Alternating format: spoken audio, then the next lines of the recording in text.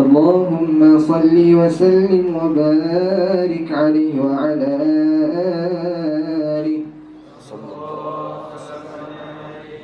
Segala puji bagi Allah yang maha mulia, Tuhan yang mengutus akan Nabi kita. Salawat dan salam buat yang tercinta, junjungan mulia juga keluarga, para sahabat juga yang mengikutnya. Mencintai mereka pasti bahagia. Mari dengar wahai saudaraku semua, kisah syama'il Nabi-Mu yang tercinta. Kecantikan baginda tiada celah, rupanya indah bagai bulan purnama. Kulit putih kemerahan sifatnya, ini yang terindah jika di dunia. Tubuh Nabi tidak tinggi, tidak rendah, jika pandang memang indah. Dada bidang tanda gagah tidak lemah, punya bulu halus disebut masrubah. Tengkuk jinjang seperti disalut perak, tiada celah tambah indah bila bergerak. Dari jauh baginda dilihat tampan, bila dekat tambah cantik lagi menawan. Mulut luas tanda pita berbicara, mendengar pasti tertawan dengannya. Mata pun terindah, tiada terkata yang dipandang olehnya pasti bahagia. Kebanyakan pandangannya mulahadhah, tidak tamat, tidak pandang dengan penuh. Pendengarannya tajam tiada tandingan, jika Mi'raj terdengar bunyi coretan. Cukuplah kemuliaan tubuhnya, disebut oleh penciptanya mulia. Cukuplah kemuliaan tubuhnya, disebut oleh penciptanya. Terbukti. Baik. Bismillahirrahmanirrahim. Ini muqaddimah, kita sebut dengan bismillah dan alhamdulillah, segala puji bagi Allah, sehinggalah kepada masuknya bab yang pada menyatakan tentang sifat tubuh badan baginda Nabi SAW. Lebih kurang 10 bait. Yang ini gabungan daripada hadis-hadis Nabi SAW, dan syak bagi syair adalah ringkasan. Maka saya ringkaskan daripada 15 hadis lebih kurang dalam bab yang pertama bagi sifat tubuh badan baginda Rasul SAW. Dan baginda Rasul SAW, seperti yang kita sedia maklum, adalah makhluk Allah Ta'ala yang paling agung, luar dan dalam, zahir dan batinnya. Dan kenapa hikmah? Hikmah didahulukan tentang sifat zahir baginda Rasul SAW daripada sifat batin baginda Nabi, walaupun batin itu lebih mulia daripada zahir. Adalah kerana apa? Kerana seseorang tersebut akan lebih memandang kepada zahir terlebih dahulu. Dan yang kedua, kerana zahir dijadikan terlebih dahulu, merupakan permulaan bagi kejadian seseorang tadi adalah zahirnya, kemudian baru dijadikan batinnya. Biasa dengan Rasulullah. Kalau roh Nabi kita Muhammad dijadikan lebih awal daripada jasad Nabi kita Muhammad SAW. Tapi meraihkan kepada zahirnya manusia itu di zuhurihi, pada zahirnya kepada orang, maka didahulukan dengan bab zahir Nabi kita Muhammad SAW. Dan zahir juga adalah unwan kepada batin, alamat kepada batin. Itu kebiasaan. Az-zahir unwanul batin, seperti yang disebut oleh sebahagian para ulama. Dan juga para Allahumma salli ala sayyidina Muhammad, Al-Imam Al-Qurtubi radhiyallahu ta'ala anhu juga menyebutkan tentang Nabi kita Muhammad sallallahu alaihi wasallam. Dan para ulama mengatakan bahawa, kalau disebut dalam kitab ini, kata Imam Qurtubi, lam yadhhar lana tamamu husnihi, li'annahu law dhahara lana tamamu husnihi lama ataqat a'yununa ru'yatahu sallallahu alaihi wasallam. Jadi Nabi tidak dizahirkan seluruh kecantikan Nabi SAW secara sempurna. Karena kalau dizahirkan seluruh kecantikan Rasulullah, maka mata kita tidak akan mampu untuk memandang kepada Nabi kita Muhammad SAW. Rasulullah diberikan dengan dua keagungan. Nah, Nabi diberikan dengan jalal dan juga haibah pada batin Nabi kita Muhammad SAW, dan Nabi diberikan kamal husn pada zahir peribadi Nabi kita Muhammad SAW. Maka gabungan di antara dua perkara tersebut menyebabkan umat tidak terfitnah ketika melihat Rasulullah SAW. Berbeza dengan Sayyidina Yusuf alaihissalam. Sayyidina Yusuf dizahirkan kecantikan luaran beliau sehingga dipandang oleh wanita menjadi fitnah. Jadi orang melihat beliau, wanita melihat beliau, datang perasaan untuk melakukan yang tidak baik kepada Sayyidina Yusuf alaihissalam. Beza dengan Rasulullah SAW. Sayyidina Rasul diberikan jalal dan haibah dan diberikan dengan kamal dan husn pada zahir Nabi kita Muhammad. Digabungkan keduanya sekali, maka walaupun Nabi cantik, yang teramat cantik, lebih cantik daripada Nabi Yusuf alaihissalam, karena Nabi mengatakan bahawa Sayyidina Yusuf telah diberikan dengan syatri jamalin Nabi SAW. Kecantikan Nabi Yusuf hanya syatr. Syatr ini tak sama dengan kita tak nak sebut dengan nisf. Tak. Kita nak sebut nisf, nak sebut setengah, tak semestinya. Syatr mungkin lebih pada setengah, mungkin kurang pada setengah. Maksudnya tak akan sampai dengan kesempurnaan kecantikan Rasulullah. Tapi kerana Nabi digabungkan dengan jalal dan haibah, maka yang melihat Nabi tak berkehendak untuk melakukan kejahatan dan juga tidak menjadi fitnah ketika melihat Rasulullah SAW. Dan antara iman kita dengan Rasulullah, kita beriman bahawa Rasulullah diberikan dengan keseluruhan kecantikan. Itu iman kita dengan Rasulullah SAW. Terus dikatakan baik yang kelima, kecantikan baginda tiada celah. Rupanya indah bagai bulan purnama. Semua itu berdasarkan hadis. Saya letakkan hadis di bawah. Ya tala'la wajhuhu tala'lu al-qamari lailatal badri. Kemudian saya ada syarahkan juga di bawah tersebut dengan makna lughah hadis. Saya tak terjemahkan harfan biharfin, tapi letakkan dengan makna lughah bagi hadis tersebut, dan juga sebahagiannya disyarahkan sedikit apa makna bagi perkataan tadi. Tentu boleh tengok sendiri di bawah. Dan kulit putih kemerahan sifatnya. Ini yang terindah jika di dunia. Kenapa saya sebut jika ini yang terindah di dunia? Karena kulit yang cantik di dalam muka bumi ini ada dua.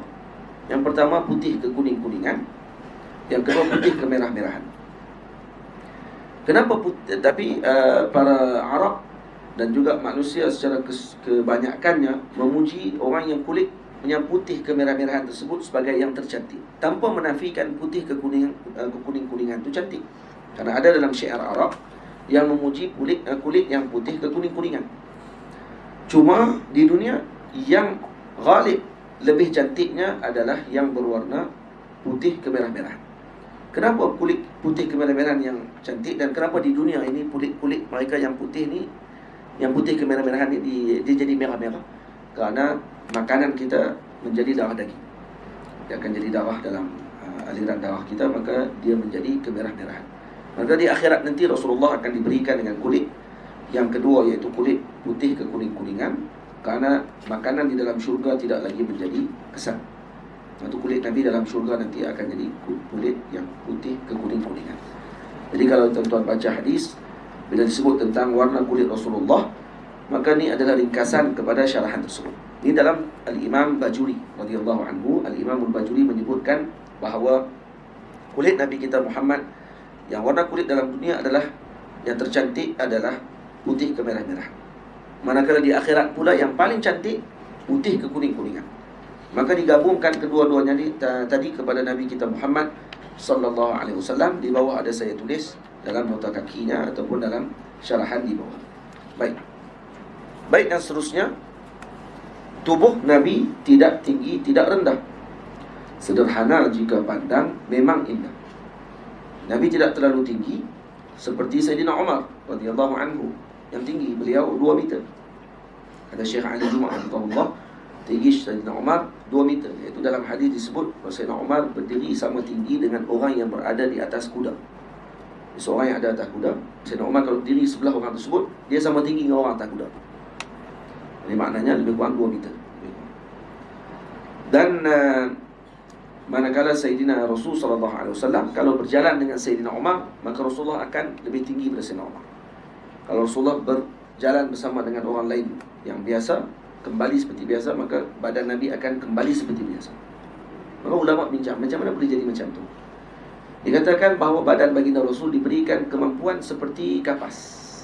Ini macam tisu ni, panjang. Kemudian kalau kita ronyokkan, dia akan jadi bulat.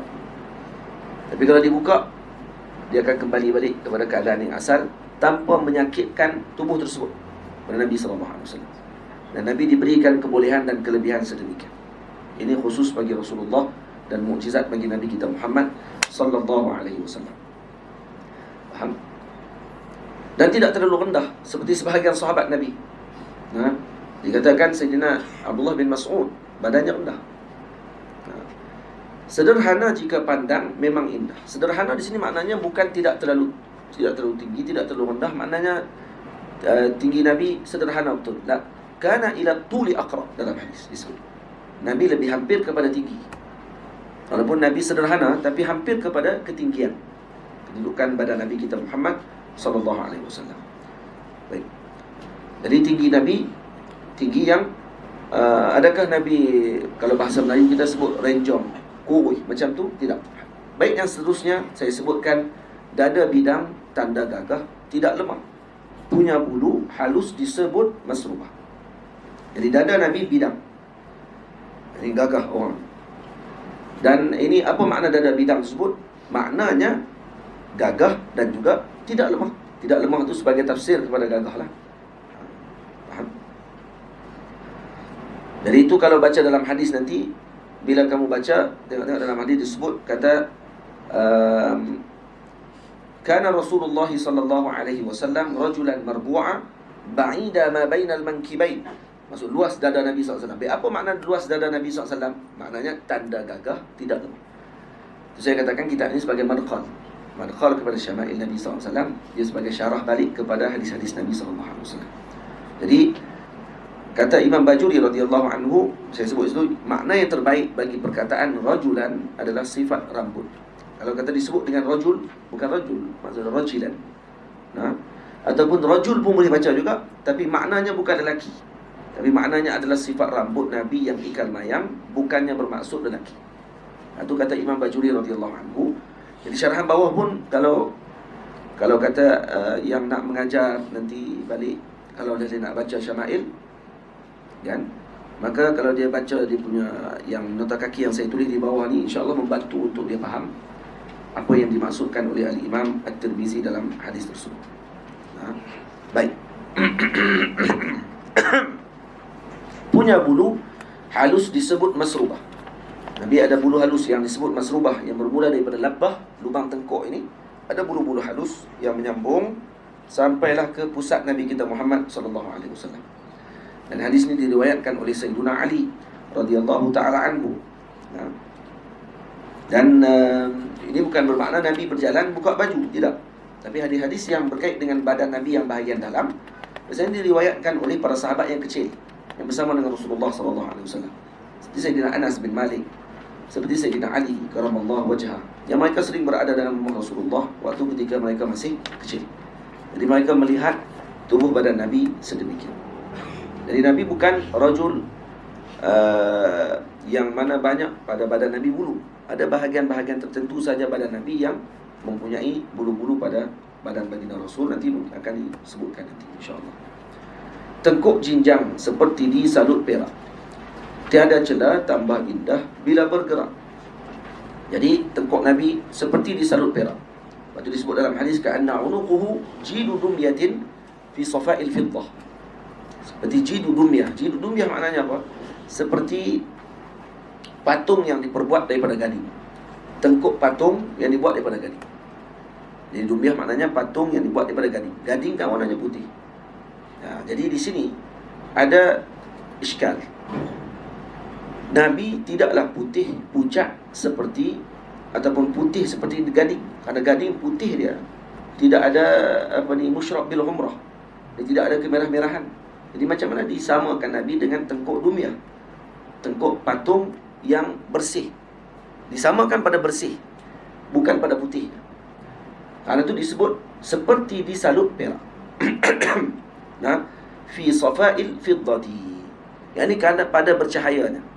Pada bercahayanya tengkuk Rasulullah sallallahu alaihi wasallam. Maknanya apa? Tidak ada daki, tidak ada celaan pada tengkuk Rasulullah sallallahu alaihi wasallam. Itu maksud bagi tengkuk Nabi seperti disalut perak dan putih seperti tengkuk patung yang diperbuat daripada gading. Bukan disamakan tasbih pada putih dan juga pada warna seperti perak. Kerana kita maklum tasbih dalam bahasa Arab bukan mesti sama dalam semua keadaan. Kalau kita samakan seorang perempuan yang cantik seperti bulan, kita akan katakan Fatimah kal-badri fi jamaliha. Fi jamaliha, bukan kal-badri daripada bulatnya muka, macam dengan bulatnya bulan. Lepas tu kalau bulan tu setengah pula, muka dia pun setengah macam tu. Dan bulan pula mana ada hidung, mana ada mata, mana ada apa. Habis tu kita samakan dia pada apa? Fi jamaliha, pada kecantikannya, atau fi nuriha, pada nurnya bulan tersebut, seperti orang panggil apa? Pada yang ada pada mukanya Fatimah. Contoh begitu. Faham? Baik. Dari jauh baginda dilihat tampan, bila dekat tambah cantik lagi menawan. Ini berdasarkan kepada hadis Sayyidatina Ummu Ma'bad. Ada 3 hadis yang menjadi panduan utama para ulama dalam mengeluarkan tentang sifat Rasulullah SAW secara terperinci. Yang pertama, hadis yang diriwayatkan, dikatakan hadis umdah. Tiang utama bagi hadis yang menceritakan tentang sifat peribadi Rasulullah ada 3. Sebagian ulama kata 2, saya tambah 1, 3. Yang pertama kata ulama, hadis Sayyidatina Ummu Ma'bad. Hadis Sayyidatina Ummu Ma'bad. Yang kedua, hadis Sayyidina Hindu bin Abi Halah. Sayyidina Hinda bin Abi Halah. Dan yang ketiga adalah hadis Sayyidina Ali ibn Abi Talib karramallahu wajhah wa alaihi salam wa radiyallahu anhu. Jadi 3 hadis tersebut. Kalau tuan buka dalam Syama'il, ada 2 hadis. Ada hadis Sayyidina Ali dengan hadis Sayyidina Hinda bin Abi Halah. Hinda bin Abi Halah anak tiri Rasulullah, iaitu hasil perkahwinan Sayyidatina Khadijah dengan suaminya Abu Halah. Lahir Sayyidina Hind. Dan ajaib, Sayyidina Hinda bin Abi Halah tak pernah cerita tentang ayah dia, tapi dia cerita tentang ayah tiri dia, iaitu Rasulullah SAW. Jadi ini bukti kepada kecintaan orang ni sampai dia terlupa ayah dia yang asal. Dia tak pernah cerita pasal ayah dia. Dia cerita pasal Sayyidina Rasul SAW. Jadi Nabi kita Muhammad, antara sifat beliau disebut oleh Sayyidatina Ummu Ma'bad, ajmalan nasi wa abhahu min ba'idin wa ahsanahu wa ajmalahu min qarib. Sangat cantik dan agung daripada jauh. Dilihat daripada jauh cantik sungguh.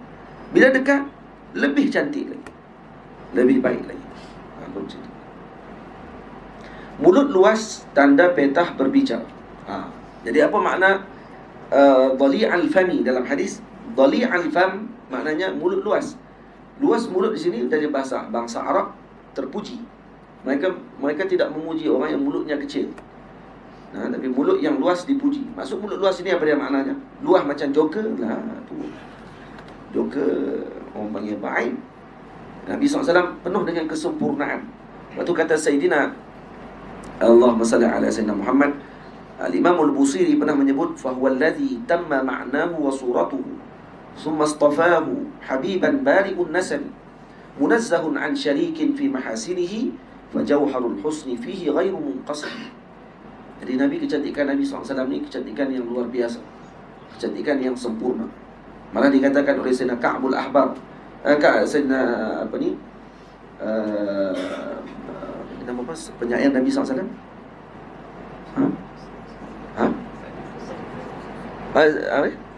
Hasan bin Thabit. Sayyidina Hasan bin Thabit radhiyallahu ta'ala anhu menyebutkan dengan syair dia maklum. Apa dia syair? Allahumma. Ha? Wa ajmalu minka lam tara qat'an. Lagi? Lam talidin nisa. Lagi? Lupa. Khuliqta mubarra'an min kulli 'aibin ka'annaka qad khuliqta kama tasha'u. Seakan-akan kamu seperti kamu yang sendiri yang inginkan diciptakan yang seperti sedemikian. Macam diletakkan di depan Nabi katalog, Nabi yang pilih. Nak mata macam mana, nak hidung macam mana, nak mulut ka'annaka qad khuliqta kama tasha'u. Macam yang kamu inginkan. Jadi kecantikan Nabi ini sempurna. Tidak ada bandingan. Moga-moga kita dapat melihat wajah Nabi kita yang mulia di akhirat nanti. Amin ya rabbal alamin. Dan ini adalah tujuan Syama'il. Syama'il Muhammadiyah adalah tujuan para ulama menyusun. Yang pertama mengenal Nabi SAW pada surah Nabi kita Muhammad dan batin Nabi kita Muhammad. Dan moga-moga tafaul nanti insya-Allah kalau seorang tadi bermimpi bertemu dengan Rasulullah, dia telah bermimpi dengan ilmu sebelumnya. Dia telah melihat dengan ilmu yang telah dia pelajari. Jadi mulut Nabi luas maknanya apa dia? Petah berbicara. Yang mendengar pasti tertawan dengannya. Mata bundar indah tiada terkata, yang dipandang olehnya pasti bahagia. Di mata Nabi kita Muhammad sallallahu alaihi wasallam, matanya luas. Bukan mata sepet, tidak. Maksud matanya bundar. Dan sangat indah bila dipandang. Dan pada bahagian mata Nabi kita Muhammad itu ada tanda kenabian, iaitu tanda ulul azmi minar rusul, iaitu syuklah. Ada tanda-tanda kemerahan yang ada pada bahagian putih mata Nabi kita Muhammad sallallahu alaihi wasallam. Syuklah berbeza dengan syuhlah. Syuhlah tanda merah yang ada pada mata hitam. Kalau ada pada mata hitam itu penyakit. Jadi syuklah adalah tanda kenabian kepada Nabi kita Muhammad sallallahu alaihi wasallam. Kebanyakan pandangannya mulahadhah, tidak tamak, tidak pandang dengan penuh. Itu makna mulahadhah. Mulahadhah diambil pada perkataan lihaz, iaitu hujung mata. Lihaz maksudnya disebut dalam hadis julu nazarihi mulahadhah. Apa makna mulahadhah? Yakni tidak tamak ketika pandang. Maksud Nabi tidak memandang dengan penuh. Memandang dengan penuh. Penuh ni macam orang melihat sesuatu yang dia kagumi, kemudian dia terbeliakkan mata dia. Macam tu. Nabi tak macam tu.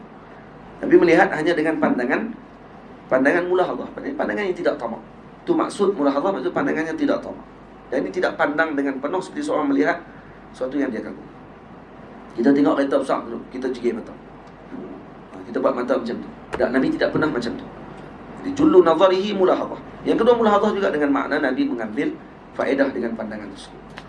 Jadi semua pandangan Nabi ada faedah. Tengok kambing mati tepi jalan, Nabi akan kalaulah kambing ini diberikan kepada kamu, kamu nak ataupun tidak? Kata sahabatlah, siapa yang nak? Rasulullah. Kambing ini dah jadi bangkai. Rasulullah kata macam itulah dunia. Jadi pandangan Nabi mulahadhah. Sayyidina Isa alaihissalam, waktu ketika berjalan, Sayyidina Isa nak ajak dengan benda lain pula. Sayyidina Isa lalu, kemudian nampak seekor kambing. Ramai orang bila lalu tepi kambing, semua pakat tutup hidung, busuk. Sayyidina Isa bila lalu dia kata apa? Ma ajmala hadha sin. Cantiknya gigi dia, gigi kambing tu. Jadi nak suruh kita melihat yang baik pada seorang tersebut. Dia dah bau busuk, semua tengok hak busuk tu, terlupa tengok yang baik pada sisi orang tersebut. Jadi puji tang gigi dia. Jadi Sayyidina Isa nak suruh kita ni, jangan hanya memandang yang buruk sahaja kepada sesuatu, tapi lihat yang terbaik pada yang sesuatu tersebut. Moga-moga kita jadi orang yang sentiasa berbaik sangka dengan orang lain. Amin ya rabbal alamin. Pendengarannya tajam tiada tandingan, 3 mi'raj terdengar bunyi coretan. Ini bukti pendengaran Nabi tajam. Jadi saya dalam bait ini, daripada permulaan ini, kita ceritakan tentang rupa paras Nabi sallallahu alaihi wasallam, kemudian naik sampai kepada tubuh Nabi sallallahu alaihi wasallam, kemudian sampai kepada dada Nabi kita Muhammad, kemudian masuk kepada tengkuk Nabi kita Muhammad, kemudian kita masuk kepada mulut Nabi kita Muhammad sallallahu alaihi wasallam, mata Nabi kita Muhammad. Saya tak sebutkan semua lah.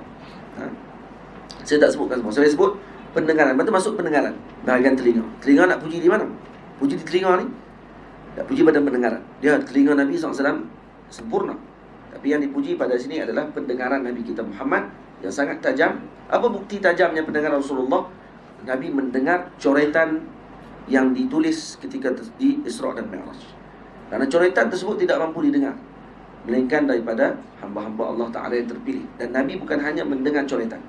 Lepas tu kata sebagian ulama, bila dibahaskan tentang coretan khalam di Lauh Mahfuz, itu adalah bukti kepada kuatnya pendengaran Rasulullah.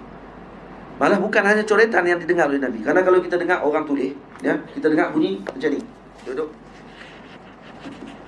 ataupun dengar saja lah. Tapi Nabi bukan dengar sahaja. Nabi dengar dan kemudian Nabi tahu apa yang ditulis. Nabi tahu apa yang ditulis dalam Lauh Mahfuz. Itu semua ada hadis yang kita baca. Cukuplah kemuliaan tubuhnya disebut oleh penciptanya yang mulia. Itu penutup lah. Nak tulis semua tak larang. Nak tulis semua kali, nak tulis hidung Nabi macam mana, gigi Nabi macam mana, saya tak sempat nak tulis. Maka saya ringkaskan dalam bait yang ke-15. Iaitu cukuplah kemuliaan tubuh Nabi disebut oleh penciptanya yang mulia. Ya, lepas tu di bawah saya letakkan kalam Al-Imam Qadhi Iyad bin Musa Al-Yahsubi radhiyallahu anhu. Dia menyebutkan ayat-ayat yang mana Allah memuji dengan tubuh badan Nabi sallallahu alaihi wasallam dalam Al-Quran yang tidak dilakukan kepada makhluk Allah Ta'ala yang lain. Ma kadzabal fuadu ma ra'a. Allah Ta'ala puji lisan Nabi kita Muhammad, lidah Nabi. Wa ma yantiqu 'anil hawa. Kemudian Allah Ta'ala memuji pula dengan penglihatan Nabi. Ma zaghal basar wa ma tagha. Semua itu kan pujian-pujian yang sudah cukup untuk menunjukkan kemuliaan baginda Rasul sallallahu alaihi wasallam.